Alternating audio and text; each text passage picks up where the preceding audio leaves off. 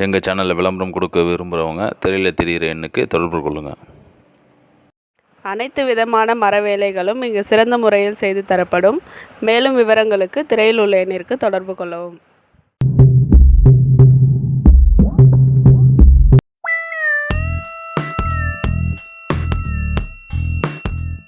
இன்றைக்கி நம்ம சேனலில் தக்காளி சாதம் எப்படி பண்ணுறதுன்னு பார்க்கலாம். அதுக்கு தேவையான பொருட்கள்: ஃபஸ்ட்டு அரிசி எடுத்துக்கோங்க. நான் இங்கே 1 டம்ளர் அரிசி எடுத்திருக்கேன். இது அரை மணி நேரத்துக்கு முன்னாடி ஊற வச்சு வச்சுருங்க. இப்போ நல்லா கழுவி எடுத்து வச்சுக்கோங்க. அடுத்தது வெங்காயம், தக்காளி, பச்சை மிளகாய், பூண்டு, கொத்தமல்லி, புதினா, எண்ணெய், மஞ்சள் தூள், இஞ்சி பூண்டு விழுது, தனி மிளகாய் தூள், கரம் மசாலா, சோம்பு. செய்முறை எப்படின்னு பார்க்கலாம் வாங்க. குக்கரில் 1 டேபிள் ஸ்பூன் எண்ணெய் ஊற்றிக்கோங்க.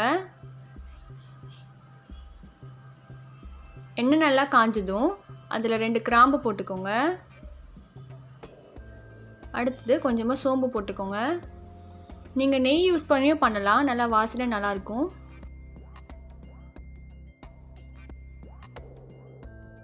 இப்போ இதை நல்லா வதக்கிக்கோங்க.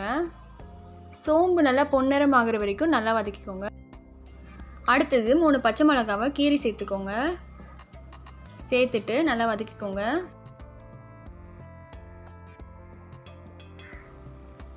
அடுத்தது ஒரு 20லேருந்து 30 தோல் உரிச்ச பூண்டு சேர்த்துக்கலாம். இந்த மாதிரி முழு பூண்டு சேர்த்திங்கன்னா தக்காளி சாதம் நல்லா டேஸ்ட்டாக நல்லாயிருக்கும். இப்போ இதை நல்லா வதக்கிக்கோங்க. எண்ணெயில் பூண்டு நல்லா வதங்கணும்.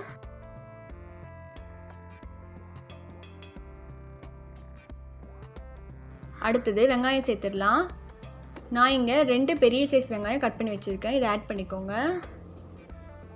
நீல வாக்கில் கட் பண்ணிக்கோங்க, அப்போ தான் தக்காளி சாதத்துக்கு நல்லாயிருக்கும். சேர்த்துட்டு இப்போ நல்லா வதக்கிக்கோங்க.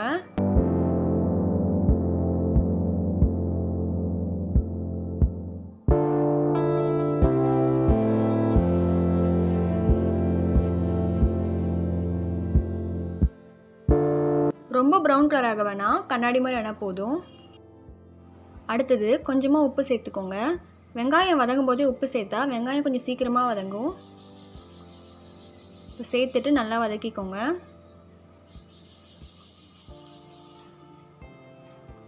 வெங்காயம் நல்லா வதங்கினதும் அதில் 1 கைப்பிடி அளவு புதினா சேர்த்துக்கோங்க.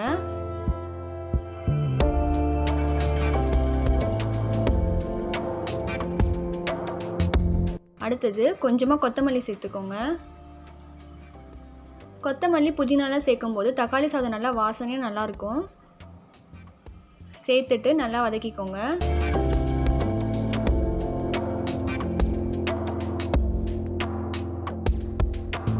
அடுத்தது தக்காளி சேர்த்துக்கலாம். நான் இங்கே 4 பெரிய தக்காளி சேர்த்துருக்கேன். தக்காளி சாதம்ன்றதுனால தக்காளி கொஞ்சம் அதிகமாகவே சேருங்க, டேஸ்ட் நல்லாயிருக்கும். பழமான தக்காளியை சேர்த்துக்கோங்க. சேர்த்துட்டு நல்லா வதக்கிக்கோங்க.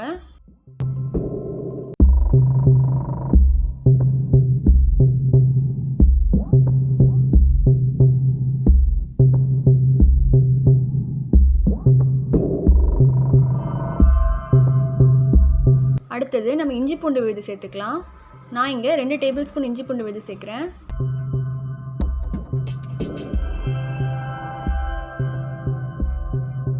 சேர்த்துட்டு நல்லா வதக்கிக்கோங்க.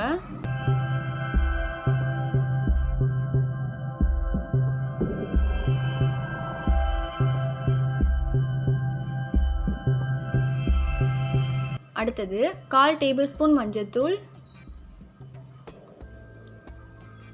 1 டேபிள் ஸ்பூன் தனி மிளகாய் தூள், 1/2 டேபிள் ஸ்பூன் கரம் மசாலா தூள். இது எல்லாத்தையும் சேர்த்துட்டு நல்லா வதக்கிக்கோங்க.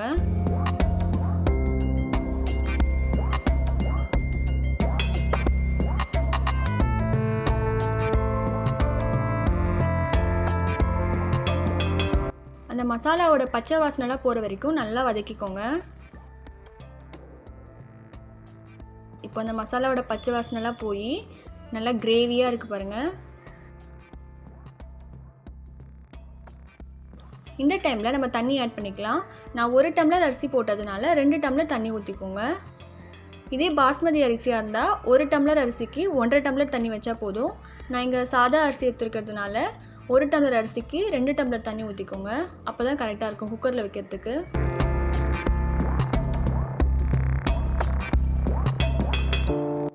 இப்போ இதை நல்லா கொதிக்க விடுங்க.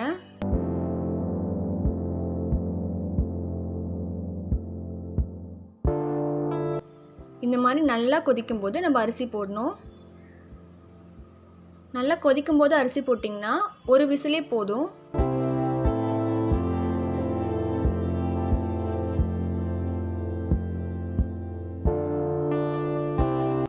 நம்ம அரிசியை முன்னாடியே ஊற வச்சதுனால ரொம்ப சீக்கிரமாகவே அரிசி வெந்துடும்.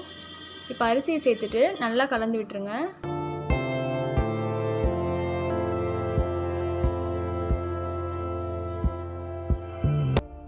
நெய் ஆட் பண்ணிக்கோங்க. லாஸ்ட்டில் 1 ஸ்பூன் நெய் ஆட் பண்ணிங்கன்னா நல்லா வாசனை நல்லாயிருக்கும். இந்த டைமில் உங்களுக்கு உப்பு காரம் எதனா கம்மியாக இருந்தால் நீங்கள் போட்டுக்கலாம்.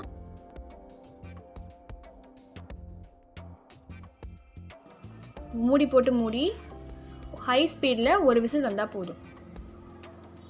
உடனே விசில் போடாதீங்க. அது நல்லா அந்த பபிள் வரும்போது விசில் போடுங்க.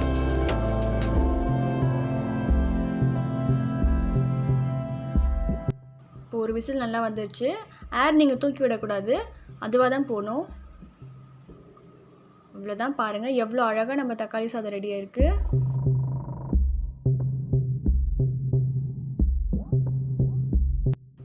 இதை கிளறி விட்டுக்கலாம்.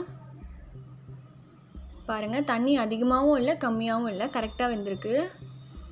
பாருங்கள் அடி கூட பிடிக்கல.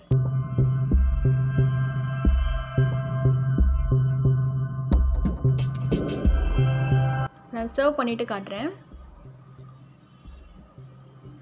நம்மளோட சுவையான தக்காளி சாதம் ரெடி ஆகிடுச்சு.